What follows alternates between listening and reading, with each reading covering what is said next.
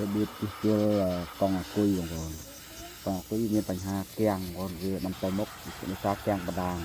ទី2យើងឆ្លងចូលដើម្បីសម្អាតទឹកនៅក្នុង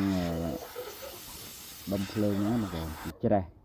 ហើយយើងធ្វើការខាត់អស់ហើយយើងចាប់ដើមរៀបកាវរៀបចូលបាទរៀបចូលទៅវិញទៅបងប្អូនបាទនឹងយើងរៀបចូលមកយើងលាបវាមានកលៈវាបងប្អូនយើងចេះតែដាក់ក៏ដាក់ចូលដែរបងប្អូនយើងលាបកាវរងវាទៅមកការពារការជ្រាបទឹកបងប្អូនបន្ទាប់មកយើងដាក់កាវមកទៀតបាទយើងលាបចឹងមកបាទហ្នឹងវាអត់មានរិញទេបងប្អូនយើងលាបចឹងមកគឺដល់ហើយយើងចាប់ដើមទី2វាឆែកបតផងនេះយើងដូរបតបាត់ហើយបាទដូរបតថ្មីបតបោះកង់មកគាត់ហ្នឹងក៏បានឆែកបាត់ហើយមកคนពេលនេះគេចាប់ដើមចាប់បតចូលហើយបាទរឹតវាតាមលេខពណ៌វាមក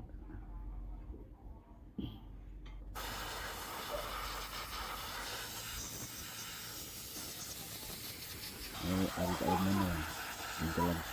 chọn cái ô tin đòn anh em bị cái này đêm tàu đây hoặc là cái chuyện nó bị đậm bana cá của này anh em này bị này đê chứ bay tre nè còn tới lui sọt mà lui sọt